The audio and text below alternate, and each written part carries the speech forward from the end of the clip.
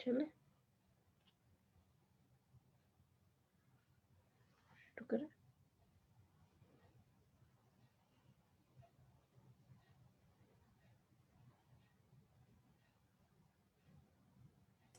Yeah, just 2 more minutes. जी।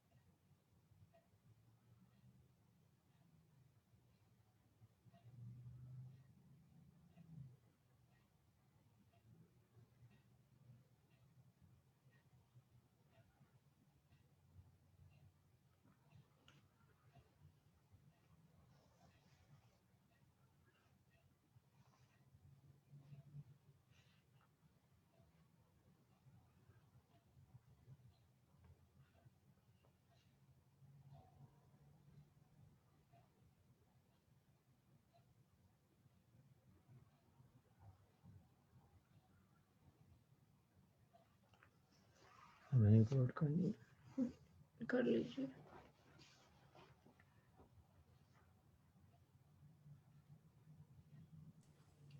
Yeah, all good. Okay. नमस्ते। नमस्ते। आज हम अगले सर्ग को प्रारंभ कर रहे हैं।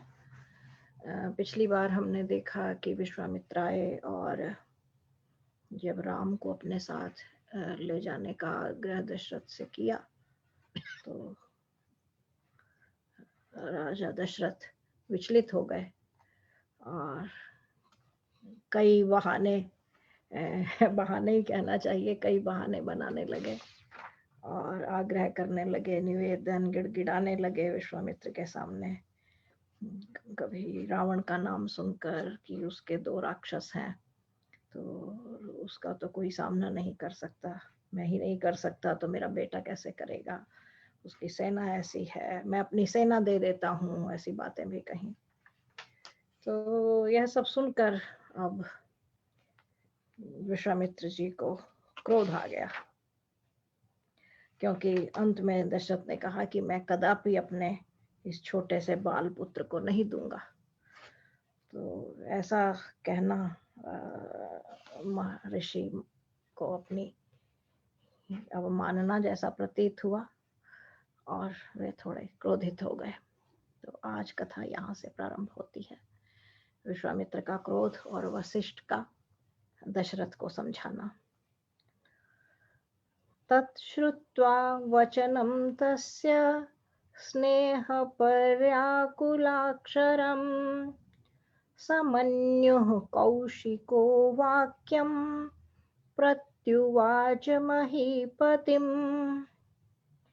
दशरथ के पुत्र स्नेह से सिक्त ऐसे वचन सुनकर विश्वामित्र जी क्रुद्ध होकर बोले, पूर्वमर्थं प्रतिश्रुत्य प्रतिज्ञां हातुमिच्छसि राघवाणामयुक्तोऽयं कुलस्यास्य विपर्ययः। हे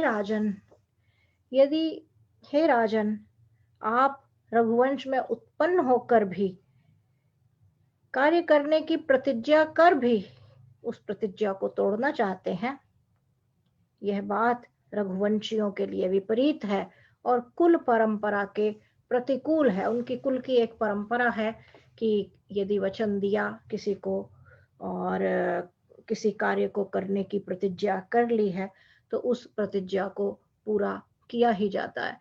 और इसी वाल्मीकि रामायण का संदर्भ लेकर तुलसीदास ने भी इसे अवधी भाषा में, अपनी भाषा में इस प्रकार लिखा, रघुकुल रीति सदा चली आई, प्राण जाए पर वचन न जाए। तो यह राम की का जो कुल है, वंश है, जिसे रघु का कुल कहा जाता है, रघुकुल, उस कुल की परंपरा है कि प्रतिज्ञा को प्राण देकर भी निभाया जाता है।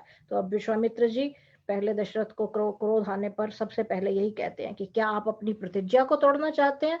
यदि प्रतिज्ञा को तोड़ना चाहते हैं तो इसका अर्थ यह है कि आप अपने कुल की परंपरा को तोड़ रहे हैं। Last week we discussed that Vishwamitra asked for Dasharath's son Ram to educate him further and get training in dealing with the unsocial elements that he was confronted with. And then we saw that Dasharath is not willing to part with, rather suggesting that I can go with my army, etc., etc. And now we have a new section where Vishwamitra is a bit upset. Of course, in Hindi translation we heard anger, but in original Sanskrit it is Manyu. Manyu is not that kind of a age. It is a statement in not quite in anger, but showing off that what you are doing is not appropriate. And with that meaning, Vishwamitra tells Dasharath, you are backing out from the promises you made to me. Because at the outset you told me you will do what I will be asking for. And now you are backing out, which is not the tradition of your great family.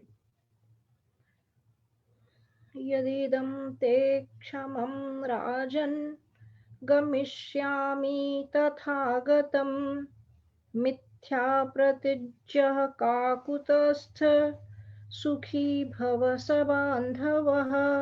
हे राजन, यदि आपकी ऐसी ही इच्छा है तो मैं चला।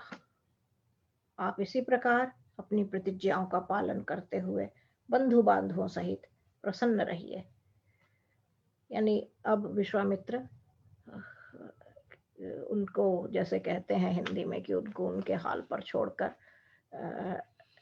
अब जाने की भंगिमा में आ जाते हैं और कहते हैं कि अच्छा ठीक है, यदि आप ऐसा ही चाह रहे हैं तो मैं जाता हूँ। आप पर आप किंतु साथ में यह भी कहते हैं कि कुल की परंपराओं को आप सदा निभाते रहिए जैसे आप अब तक निभाते आए हैं।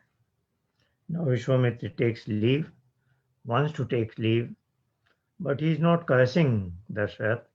He is saying, may you all live happily as per the traditions of your family. तस्य रोषपरीतस्य विश्वामित्रस्य धीमतः नृपतिं सुव्रतो धीरो वसिष्ठो वाक्यमब्रवीत्। विश्वामित्र के कुपित होने पर व्रत पारायण एवं धैर्यशील वशिष्ठ जी ने दशरथ से कहा, इक्ष्वाकुणां कुले जातः साक्षात् धर्म इवापरः धृतिमान् सुव्रतः श्रीमान् धर्मं हातुमर्हसि। महाराज, आप इक्ष्वाकु वंश में उत्पन्न साक्षात धर्म की दूसरी मूर्ति हैं। आप श्रीमान, धैर्यवान और श्रेष्ठ व्रतों को धारण करने वाले हैं, अतः आप धर्म का त्याग न करें। ध्यान देने की बात यह है कि वाल्मीकि ने राम के लिए जिस प्रकार कहा रामो विग्रहवान धर्मः, इसी प्रकार यहाँ यह भी संदर्भ आया है, बड़ा रोचक है इसे जानना, कि वशिष्ठ जो हैं वे दशरथ से भी कहते हैं कि आप स्वयं साक्षात धर्म की साक्षात मूर्ति हैं, दूसरी मूर्ति हैं। इक्ष्वाकु कुल में उत्पन्न हुए हैं आप, जो राम का कुल इक्ष्वाकु कुल के नाम से उनके और भी जो पूर्वज थे एकदम प्रथम, उनके अनुसार चलता था इक्ष्वाकु कुल। रघु तो उनकी वंश परंपरा में हुए, दशरथ की उसमें हुए, एक बड़े राजा हुए। तो वे कहते हैं कि आप स्वयं साक्षात धर्म की दूसरी मूर्ति हैं। तो यानी हम सामान्यतः हम आज जानते हैं कि राम के लिए ऐसा कहा जाता है, लेकिन यहाँ वशिष्ठ दशरथ से भी ऐसा कह रहे हैं. Sensing the delicate state between Vishwamitra and Dasharath, now Vasishtha intervenes and he tells Dasharath and reminds him that you belong to a particular heritage and you are always known as what righteous conduct, dharma actually is. So it will be very appropriate that you follow the dharma in this moment. त्रिषु लोकेषु विख्यातो धर्मात्मा इति राघवः स्वधर्म प्रतिपद्यस्व नाधर्मं वोढुमर्हसि. आप तीनों लोकों में धर्मात्मा प्रसिद्ध है, अतः आप अपने धर्म की रक्षा कीजिए, अधर्म का आचरण मत कीजिए. He again reminds that you are wedded to dharma. Dharma, of course, we have been always saying, is not religion in narrow sense. It is what is your duty, what is the righteous conduct in the given circumstances. So he says that you should follow the path of dharma. प्रतिश्रुत्य करिष्येति उक्तं वाक्यमकुर्वतः इष्टापूर्तवतो भूयात् तस्माद् रामं विसर्जय. हे राजन, जो प्रतिज्ञा करके उसे पूर्ण नहीं करता है, उसके इष्ट और पूर्त, इष्ट का अर्थ है अश्वमेध आदि जो यज्ञ होते हैं, और पूर्त का अर्थ होता है जो लोक कल्याण, जैसे कोई कुएं बनाता है, बावड़ी बनाता है, धर्मशाला बनवाता है, मंदिर बनाता है या स्कूल बनवाता है, इस तरह के जो लोकोपयोगी जो कल्याण के कार्य हैं, उनके लिए पूर्त होता है. तो वशिष्ठ कहते हैं कि जो प्रतिज्ञा करके उसे पूर्ण नहीं करता, उसके इष्ट और पूर्त, इन दोनों प्रकार के पुण्यों का फल जो है वह सदा के लिए समाप्त और नष्ट हो जाता है. अतः आप ऐसा मत कीजिए और राम को जाने दीजिए.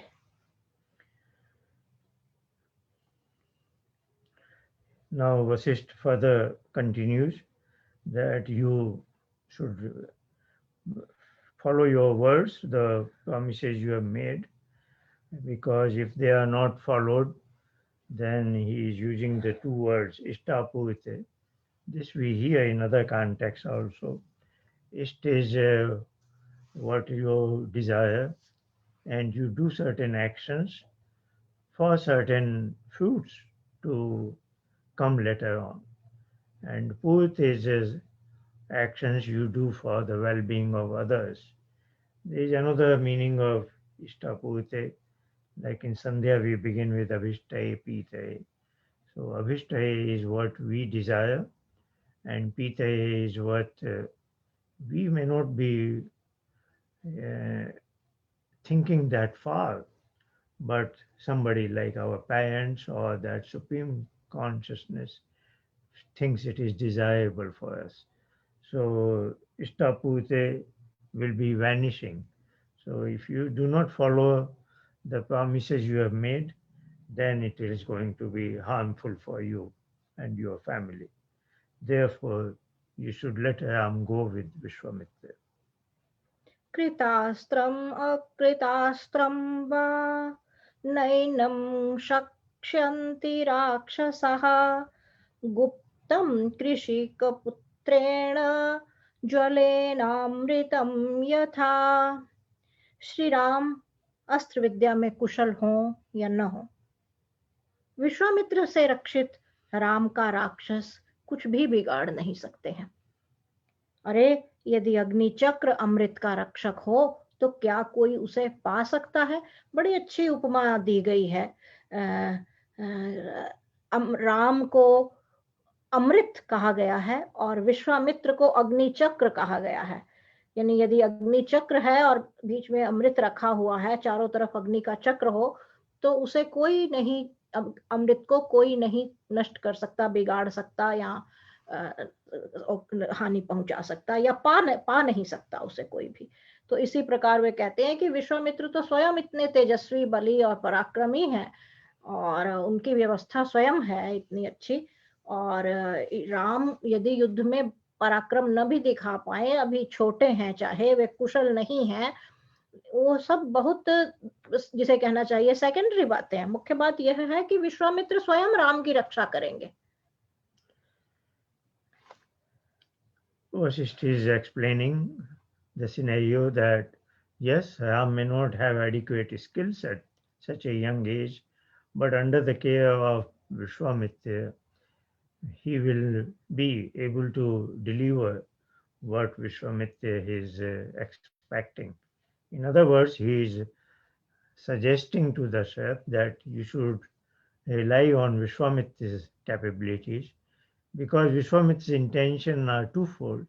He wants to educate Ram and so that he becomes a future good warrior and king. महावीर्यो महातेजा विश्वामित्रो महायशः न राम गमने राजन संशयं गंतुमर्हसि। विश्वामित्र जी महापराक्रमी, महातेजस्वी और महायशस्वी हैं, अतः इनके साथ राम को भेजने में तनिक भी संदेह न करिए। क्योंकि दशरथ थोड़े व्याकुल हैं, विचलित हैं, अधीर हो रहे हैं, तो वशिष्ठ उन्हें आश्वस्त कर रहे हैं और उन्हें निश्चिंत करना चाहते हैं। और अगला एक और, इसके बाद एक और श्लोक आएगा, उसमें भी इसी बात की पुष्टि होती है। वे कहते हैं, ये अंतिम श्लोक है इस सर्ग का, तेषां निग्रहणे शक्तः स्वयं च कुशिकात्मजः तव पुत्र हितार्थाय त्वामुपेत्याभियाचते। इसमें और भी खुलासा हुआ है, उसे और भी जो शंका थी, जो शंका है दशरथ की, उसे दूर करने के लिए अब वे उस रहस्य से पर्दा उठा देते हैं वशिष्ठ भी, कि विश्वामित्र जी तो स्वयं उन राक्षसों को मारने में समर्थ हैं। यह तो आपके पुत्र के हित के लिए ही है कि वे उसे आपसे मांगने आए हैं, कि वस्तुतः तो ये स्वयं ही है, लेकिन असल में ये जो मांगने आए हैं आपके पुत्र को, इसमें आपका और आपके पुत्र का कुछ हित निहित है जो ये बता नहीं रहे हैं। तो और आप उस मोह में पड़ गए हैं, और इसलिए अब वशिष्ठ उन्हें उसको बताना, उन्हें यह बात बतानी पड़ रही है। अन्यथा उन्हें बिना बताए यदि जाने देते तो कोई बात नहीं थी, लेकिन अब उन्होंने अंत में आकर यह दशरथ को बता दिया कि राम के हित के लिए ऐसी कोई योजना है, अन्यथा तो विश्वामित्र जी तो स्वयं ही ये सब कर सकते थे, वे स्वयं इतने पराक्रमी और तेजस्वी हैं। Vasishtha continues that Vishwamitra himself is capable of achieving the goals, getting rid of those bad elements that have been disturbing his projects. But he is here because he wants to educate the Ram, because he wants to educate Ram and in advanced warfare. Vishwamitra himself is a specialist in the military science, and this is now high time that he is able to earn higher knowledge of statecraft and military warfare from the specialist that Vishwamitra is. So he is Vasishtha. In practical terms, he is telling Dashrath that it is in your own interest and in the interest of Ram to gain the further knowledge and skills related to the military warfare and science associated with that. So with that, we proceed now to the next section. अब इस सर्ग में राम और लक्ष्मण विश्वामित्र जी के साथ प्रस्थान करते हैं। इसका विवरण आएगा कुछ। अब इसमें थोड़ा सा आएगा कि चलिए पढ़ते हैं, फिर साथ में व्याख्या करेंगे। तथा वसिष्ठे ब्रुवति राजा दशरथः स्वयं प्रहृष्टवदनो राम माजुहाव स लक्ष्मणम्। वशिष्ठ जी के समझाने पर दशरथ जी ने राम और लक्ष्मण को बुलवाया। तो यहाँ पर यह शंका आ सकती है कि वशिष्ठ तो केवल राम को मांगने के लिए आए थे और लक्ष्मण का तो कहीं नाम नहीं लिया था, तो फिर ये लक्ष्मण कैसे जाने लगे हैं उनके साथ, उन्हें क्यों बुलवाया गया? तो यह इसका उत्तर उस पारिवारिक संरचना, जैसे हर परिवार का अपना एक ढांचा होता है कि राम के बिना कहीं लक्ष्मण नहीं जाते हैं, लक्ष्मण के बिना कहीं राम नहीं जाते हैं। कोई सोच भी नहीं सकता कि वे कुछ देर के लिए अलग होंगे। तो इसलिए पिता ने बड़े स्वाभाविक रूप से लक्ष्मण को साथ ही बुलवाया कि श्री राम के साथ लक्ष्मण तो अवश्य जाएंगे ही जाएंगे। तो स्वयं अपनी ओर से ही उन्हें कहला दिया। Having been persuaded by Vasisht, now Dasharatha calls for Ram and Lakshman, and of course, as we have seen previously, and these two brothers are always together, and on the other side, Bharat and Shatrugna are together. So that sort of a pairs had developed, and probably another reason could be that Dasharatha must have thought that Ram should not go alone. Maybe two brothers together will give company to each other. और अरण्य कांड में आगे महर्षि वाल्मीकि ने एक स्थान पर आगे आएगा यह विवरण। महर्षि वाल्मीकि ने लिखा है, रामस्य दक्षिणो बाहु नित्यम प्राणो बहिश्चरः। अर्थात लक्ष्मण जो हैं वे राम के दक्षिण बाहु हैं, यानी दाहिना हाथ है। वे राम के दूसरे प्राणों के तुल्य हैं। जो राम के शरीर, वे ऐसा प्राण है श्री राम का जो उनकी देह से बाहर रहकर कार्य करता है। तो उन दोनों भाइयों का संबंध, इसीलिए हम बार बार जब श्री राम को मर्यादा पुरुषोत्तम कहते हैं तो ये सभी प्रकार के संबंधों की मर्यादाओं के साथ जीवन जीना, यानी हम और आप की तरह वे राजा भी हैं, गृहस्थ भी हैं, पति भी हैं, पुत्र भी हैं, भाई भी हैं, सभी रिश्ते हैं उनके जीवन में। ऐसा नहीं है कि संसार से दूर हैं, कोई विरक्त साधु सन्यासी हैं और मर्यादाएं निभा रहे हैं या आदर्श की बात कर रहे हैं। वे इसी समाज में सामान्य व्यक्ति की तरह सामान्य जीवन जीते हुए सभी, जिन्हें हमने 4 आश्रम कहे, अपने आश्रमों का ठीक से निर्वाह करते हुए श्री राम अपने जीवन और अपने कर्मों से मर्यादा का उच्चतम आदर्श स्थापित करते हैं। और फिर से यही बात दोहराने की आवश्यकता है कि यह जो पारायण हमने प्रारंभ किया जब अयोध्या में श्री राम जन्मभूमि पर स्मारक बनने की बात आई, मंदिर बनने की बात हुई, उसी सप्ताह हमने इसका पारायण शुरू किया। लेकिन यहाँ मैं यह बात एक जोड़ देना चाहती हूँ, जो भी पाठक या मित्र बंधु जहां जहां से भी सुन रहे हैं, कि वहां अभी मंदिर बनेगा, लेकिन हमारे समाज को यह ध्यान रखना चाहिए कि श्री राम के हम वंशज मंदिर बनाने मात्र से नहीं हो जाएंगे। कश्मीर में कोई कम मंदिर नहीं थे। मंदिर बनाने से हमारे जीवित और हमारे संस्कार और हमारी सारी सभ्यता और संस्कृति सुरक्षित रहे, यह सुनिश्चित नहीं हो जाता है। तो जब तक आपके जीवन में राम ने जिस प्रकार के कर्म किए, जिस प्रकार से कहीं भी उनके आचरण में नहीं है, कहीं कोई गलत आचरण नहीं है, और कहीं उन्होंने गलत को सहन नहीं किया, इतना ही नहीं है, उन्होंने गलत को परास्त किया। तो जब तक हमारा विश्व मानव अपने जीवन में इस मर्यादा को लेकर नहीं आ जाता, जिस प्रकार की मर्यादाएं श्री राम के जीवन में थी, तब तक श्री राम के वंशज कहलाने का हमें वैसा अधिकार नहीं है। तो खैर आगे बढ़ते हैं। कृतस्वस्त्ययन्मात्रा पित्रा दशरथेन च पुरोधसा वसिष्ठेन मंगलैरभिमंत्रितम्।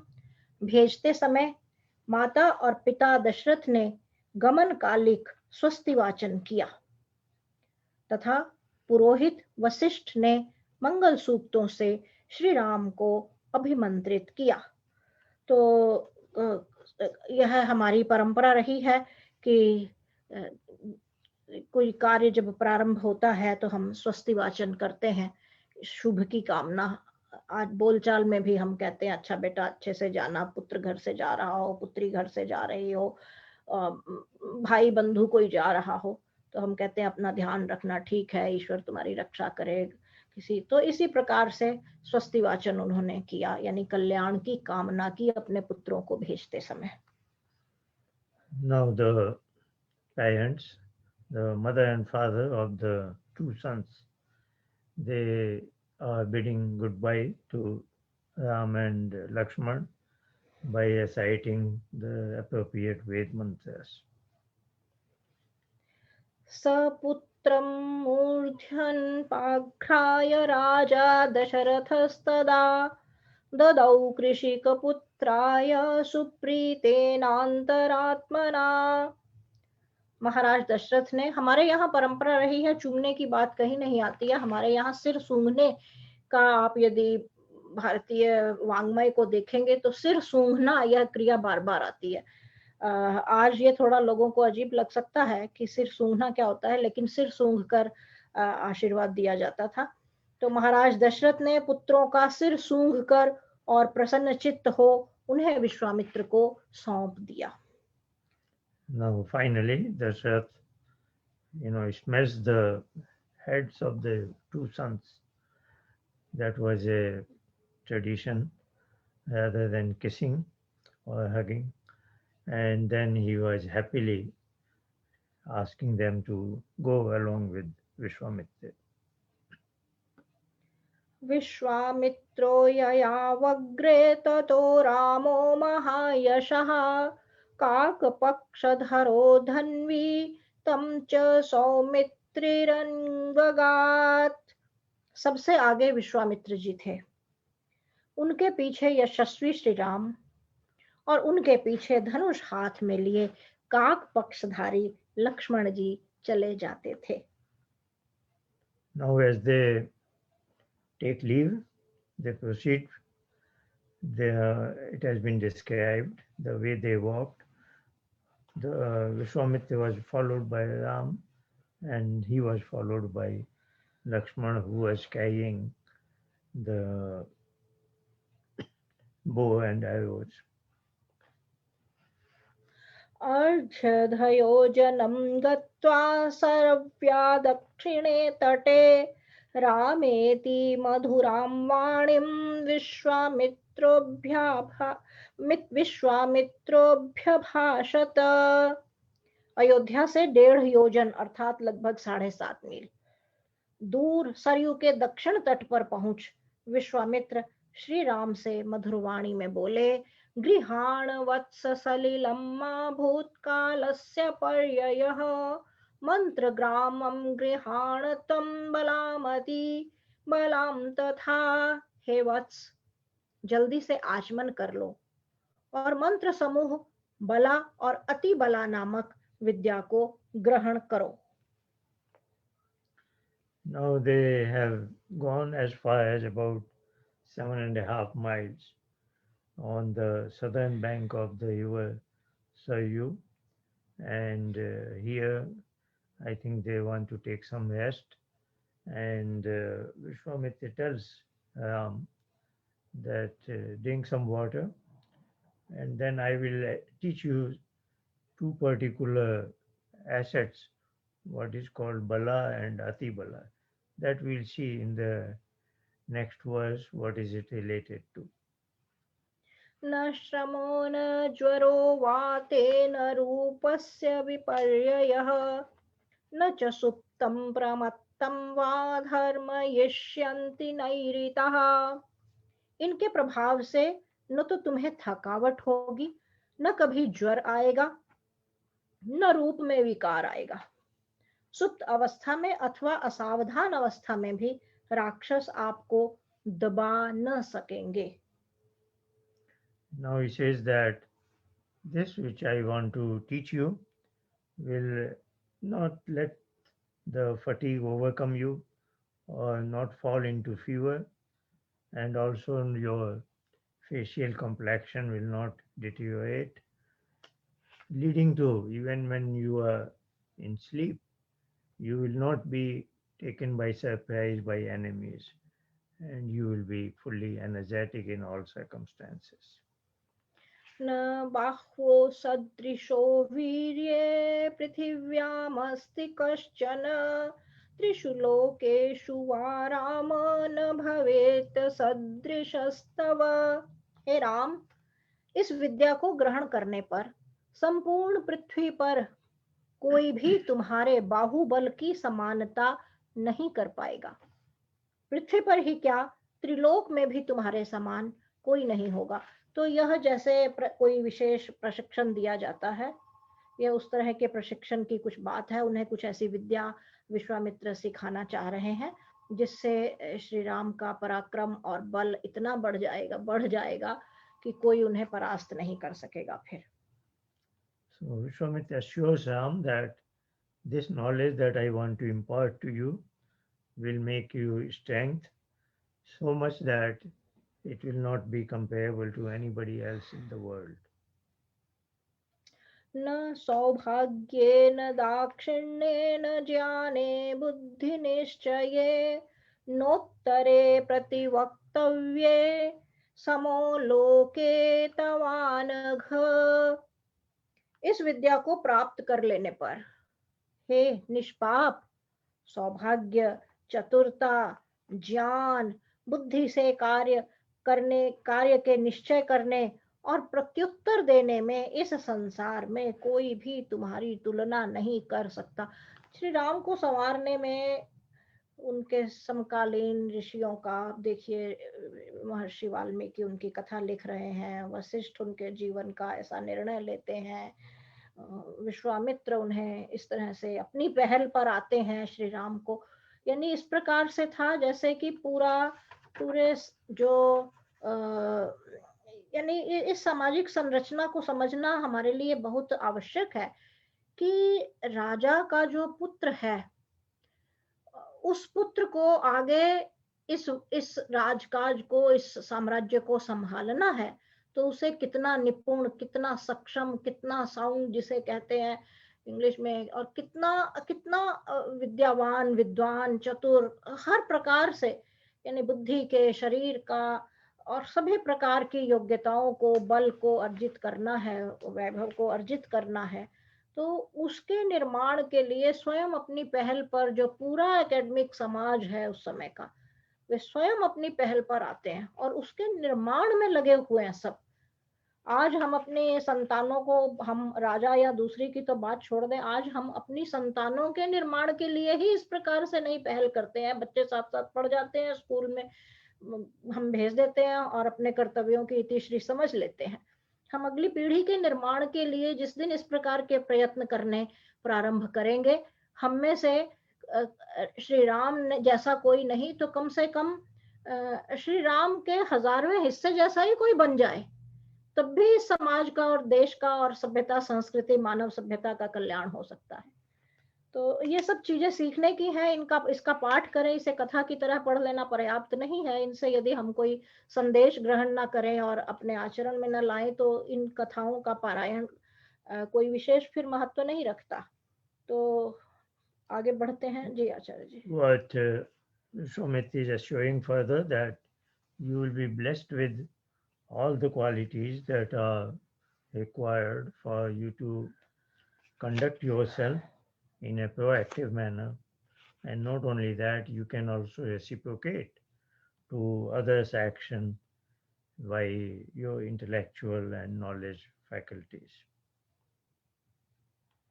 बलाचातिबलाचैव सर्वज्ञानस्य मातरौ क्षुत्पिपासेन ते Ram भविष्येते Narottam.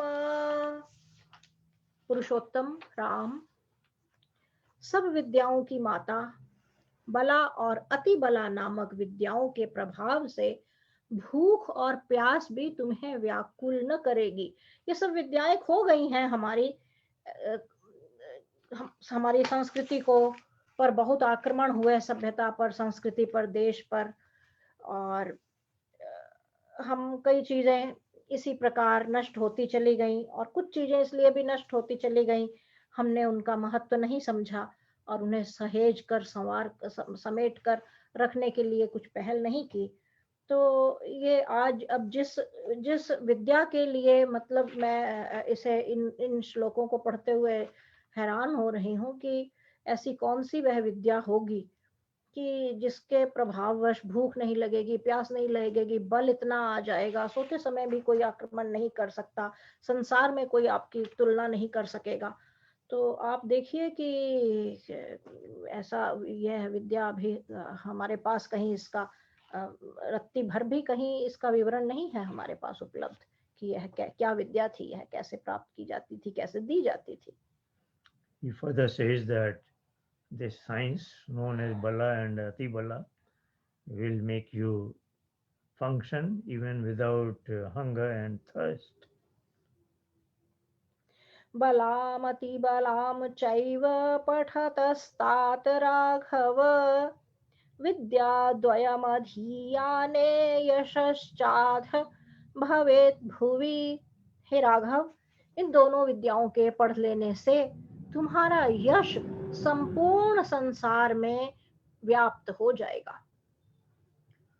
He, now he's not losing any time, and he wants to let the both sons, Ram and Lakshman, know that his actual purpose is to educate them in specific sciences of Bala and Ati Bala. And then he says this will make you well known in the entire world. ततो रामो जलं स्पृष्ट्वा प्रहृष्टवदनः शुचिः प्रतिजग्राह ते विद्ये महर्षेर्भावितात्मनः। यह सुन प्रसन्न वदन राम ने आचमन कर तथा पवित्र हो आत्मस्वरूप को जानने वाले विश्वामित्र से वे दोनों विद्याएं ग्रहण की।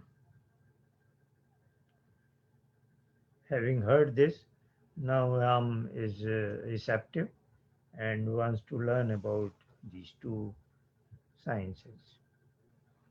तो यह कोई एक घड़ी या एक क्षण की बात नहीं है, ये वर्षों की प्रक्रिया है। श्री राम जब वहां से चले हैं, वह आता है कि वे इतने वर्ष के हैं अभी, और तो यह कई वर्ष विश्वामित्र के साथ रहे हैं। तो यहाँ तो उन्होंने उस घटना का विवरण किया है कि इस प्रकार की कोई विद्या थी, उन्होंने श्री राम को सिखाई, पढ़ाई, लेकिन इसका अर्थ यह नहीं है कि एक श्लोक से दूसरे श्लोक तक जाने में जितना समय लगा और इस तरह से विद्या चली गई उनके पास, ऐसा नहीं होता है, ना ऐसा हुआ। और उन्होंने उन्हें पूरा प्रशिक्षित किया, सिखाया। यह घटना श्री राम के जीवन में बहुत महत्वपूर्ण है। श्री राम जिस भी रूप में हम श्री राम को जानते हैं, जो भी उन्होंने उनकी घटनाक्रम घटा और इतिहास जो भी बना, वह सारा इस एक घटना पर निर्भर करता है, श्री राम के निर्माण से संबंधित इस घटना पर। तो इस घटना का बहुत विशेष महत्व है। विद्या समुदिता रामः शुशुभे भूरि विक्रमः सहस्र रश्मिर्भगवान् शरदीव दिवाकरः। उन विद्याओं को सीख लेने पर पराक्रमी श्री राम उसी प्रकार सुशोभित हुए जैसे शरद ऋतु में सूर्य शोभित होता है।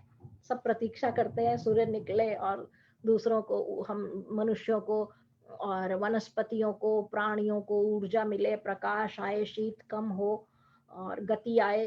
तो श्री राम उसी प्रकार जैसे उस शरद ऋतु के सूर्य के आने पर जैसे सुख आता है और ये सब तत्व आ जाते हैं, उसी प्रकार श्री राम विद्या सीख लेने पर सुशोभित होने लगे। जी। Now it is described that Vishwamitra passed on these two sciences to Ram, and Ram is very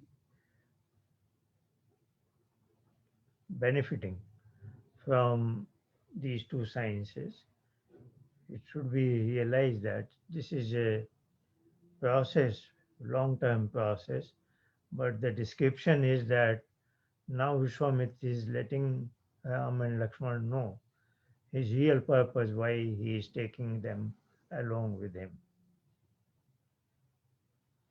गुरु कार्याणि सर्वाणि नियुज्य कुशिकात्मजे उषुस्ताम रजनीम तीरे सरव्याम सुसुखम त्रयः।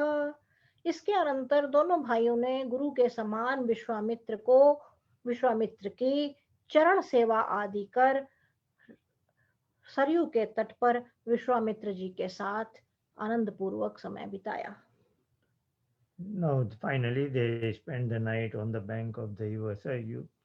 This description is letting us know that now, henceforth, Ram and Lakshman have accepted Vishwamitra as their teacher, as their guru and acharya.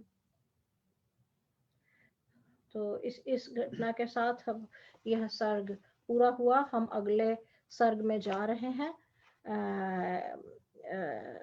इसमें शिवाश्रम का में विश्राम उन्होंने किया, बीच में कुछ समय वहां भी बिताया उन्होंने, इसका वर्णन आएगा।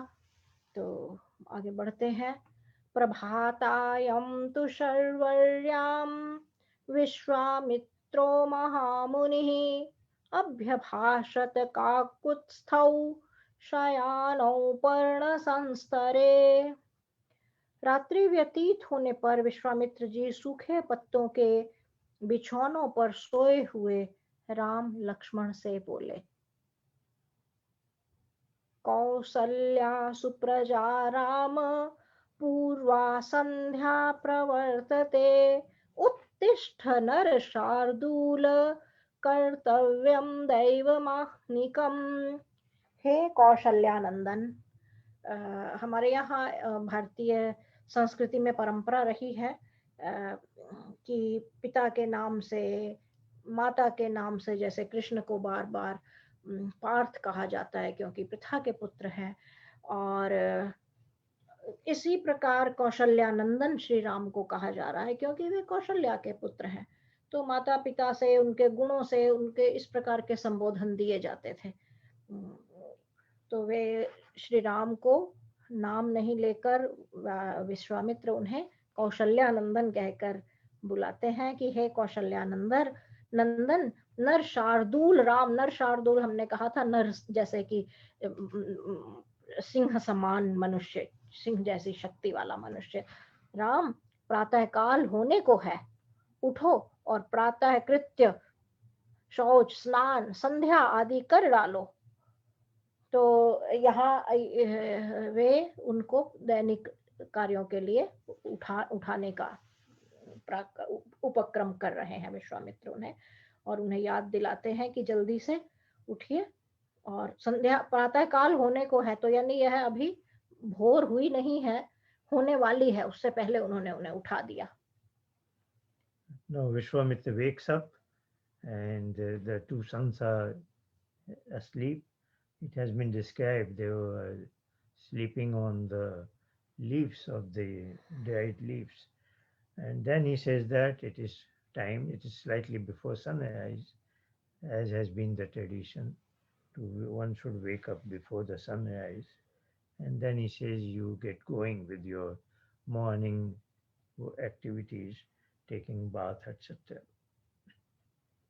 तस्यर्षे परमोदारं वचः श्रुत्वा नृपात्मजौ स्नात्वा कृतोदकौ वीरौ जेपतुः परमं जपम्। दोनों राजकुमार परमोदार महर्षि के वचन सुनकर उठ बैठे, फिर स्नान और आचमन कर वे गायत्री का जप करने लगे। As what is called morning upasana through the Gayatri mantra that they performed after taking bath. कृताह्निकौ महावीर्यौ विश्वामित्रं तपोधनम् अभिवाद्यांति संहृष्टौ गमनायाभितस्थतुः।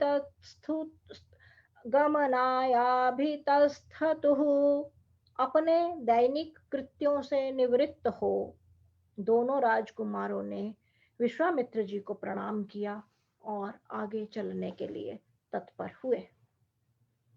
Now they get ready to proceed further along with Vishwamitra ji. तौ प्रयान्तौ महावीर्यौ दिव्यां त्रिपथगां नदीं ददृशास्तेन ततस्तत्र सरव्यः संगमे शुभे। चलते चलते वे उत्तम जल वाली गंगा नदी पर पहुंच गए। वहां उन्होंने गंगा और सरया नदी का संगम देखा।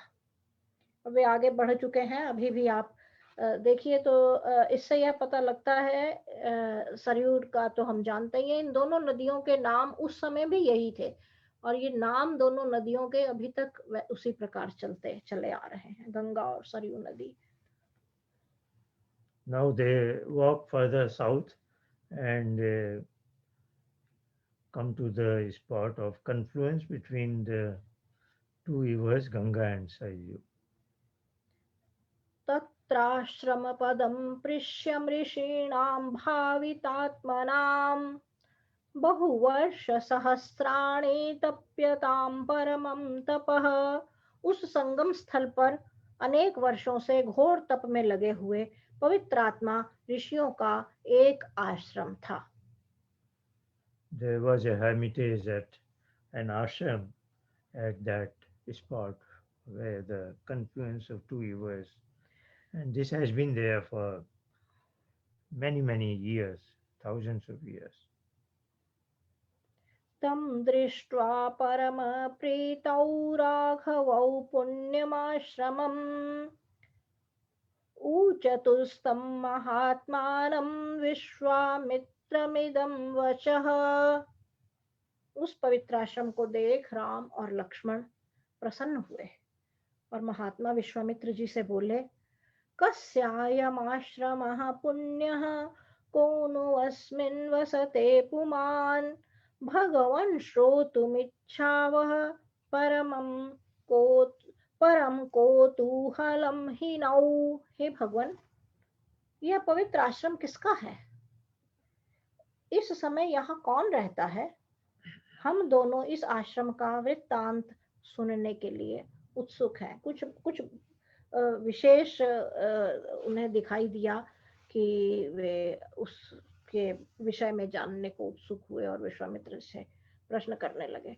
और ऊपर के पिछले श्लोक में आया ही है कि वे अनेक वर्षों से घोर तप करने वाले कुछ ऋषियों का, पवित्र आत्मा ऋषियों का एक आश्रम था। तो कोई एक विशेष प्रकार का कुछ संरचना थी जिस पर उन दोनों की दृष्टि गई और उन्होंने विश्वामित्र जी से यह प्रश्न पूछा। Both were very excited to see that wonderful ashram, and then they were inquisitive. They asked Vishwamitra, what is this and what is this about? That we would like to know. And then let's see what was the answer. तस्योत्तद्वचनं श्रुत्वा प्रहस्य मुनिपुङ्गवः अब्रवीत श्रूयतां राम शिवाश्रमस्त्वयं पुण्यः। राजकुमारों के इस प्रश्न को सुनकर विश्वामित्र जी मुस्कुराकर बोले, हे राम सुनो, यह पुण्याश्रम शिव जी का है। Vishwamitra's response was that this is known as Shivashram or Ashram of Shiva. इहाद्य रजनीं Ram वसेम शुभदर्शन पुण्ययोः सरितोर्मध्ये श्वस्तरिष्यामहे वयम्। हे शुभ दर्शन राम, आज की रात्रि हम यहीं व्यतीत करेंगे और कल नदी पार कर आगे प्रस्थान करेंगे। तो जिस आश्रम का श्री राम ने पूछा वह किसी महर्षि शिव के आश्रम के नाम से विख्यात था। अभी आगे पता लगेगा कि उस समय वहां शिव रह रहे हैं या उनके द्वारा स्थापित था यह। Then he tells them that indeed our plan is to stay overnight in this ashram, and then we will, next day, we will cross the river and proceed further. अभिगच्छामहे सर्वे शुचयः पुण्यमाश्रमम् स्नाताश्च कृतजप्याश्च हुतहव्यानरोत्तम। हे राम, स्नान आदि कर पवित्र होकर जप और यज्ञ से निवृत्त हो हम इस आश्रम में प्रवेश करेंगे। तो रोचक बड़ी बात है कि वाल्मीकि जहां जहां उन्हें उपासना करने, यानी हम सोच सकते हैं कि श्री राम किसकी वंदना करते होंगे, क्या करते होंगे ईश्वर स्तुति के लिए, ईश्वर प्रार्थना या आराधना के लिए, क्या उनकी। तो पहले भी इस सर्ग के प्रारंभ में भी आया जब उन्होंने प्रातःकाल उन्हें उठाया और कहा कि प्रातःकाल के कृत्य शौच स्नान और संध्या आदि कर लीजिए, यह कहा। और फिर वह सब करके वे आगे बढ़ते हैं। फिर इस आश्रम दिखाई देता है, अब सांझ घिरने को है संभवतः है, तो हम वहां रात्रि व्यतीत करना चाहते हैं वे उस आश्रम में। जब श्री राम ने कहा तो विश्वामित्र ने कहा हम रात्रि इसी आश्रम में व्यतीत करेंगे, लेकिन रात्रि व्यतीत वहां करने से पहले उन्होंने कहा कि आप दोनों क्या करिए कि स्नान आदि कर लीजिए, पवित्र हो जाइए, और फिर हम यज्ञ करेंगे बैठकर, जप और यज्ञ यानी संध्या और हवन करेंगे, और तब हम ऐसा करने के बाद आश्रम में प्रवेश करेंगे। Now we suggest them to take another bath which they had in the morning, but he says before we enter into the ashram after the whole day's travel, it's appropriate that we take bath and again do the evening upasana and yajna etc., and then we will enter into this ashram. तेषां संवदतां तत्र मुनयो हर्षमागमनमन् अर्घ्यं पाद्यं तथातिथ्यं निवेद्य कुशिकात्मजे। उन्हें वहां वार्तालाप करते हुए देखकर ऋषि लोग अत्यंत प्रसन्न हुए। उन्होंने विश्वामित्र जी को अर्घ्य और पाद्य अर्पण कर उनका आतिथ्य किया। विश्वामित्र जी विख्यात मुनि हैं, सन्यासी हैं, ऋषि हैं, और जब आश्रम के जब ये लोग वहां पहुंचे होंगे या बातचीत कर रहे होंगे तो उस आश्रम के लोगों की दृष्टि इन पर पड़ी, इनको बातचीत करते हुए देखा और वे थोड़ा समझ गए राम और लक्ष्मण को देखकर कि ये कुछ किसी के साथ आए हैं विश्वामित्र जी। लेकिन उस समय तो ऐसा नहीं था ना कि टीवी पर किसी ने राम को देखा हुआ है, या तो शक्ल से तो नहीं पहचानते हैं, वे केवल विश्वामित्र जी को ही जानते थे कि ये विश्वामित्र जी हैं, और विश्वामित्र उनके लिए पूज्य थे। तो वे सब जो ऋषि इत्यादि लोग थे वह बहुत प्रसन्न हुए कि विश्वामित्र जी आए हैं अपने साथ कुछ लोगों को लेकर यहाँ पर। तो वे जल्दी से आए विश्वामित्र जी के अर्घ्य देना, अर्थात हाथ पैर पानी पीने के लिए आचमन कराया, अर्घ्य देकर, यानी हाथ पैर धोने के लिए पानी दिया थोड़े, जिससे कि वे अपने हाथ पैर इत्यादि धो लें, और फिर पानी दिया उन्हें, और फिर उनका इस प्रकार उन्होंने आतिथ्य किया। While this conversation was going on, the residents of the ashram, munis etc., they came out and they recognized Vishwamitra and they appropriately offered their hospitality and invited them to come inside the ashram. तत्र वासीभिरानीता मुनिभिः सुव्रतैः सह न्यवसन् सुसुखं तत्र कामाश्रमपदे तदा कथाभिरभिरामाभिरभिरामौ नृपात्मजौ रमयामास धर्मात्मा कौशिकौ मुनिपुंगवः। सुव्रतधारी आश्रमवासी मुनि उन तीनों को आश्रम में ले गए। तीनों ने सुखपूर्वक उस कामाश्रम शिवाश्रम में वास किया।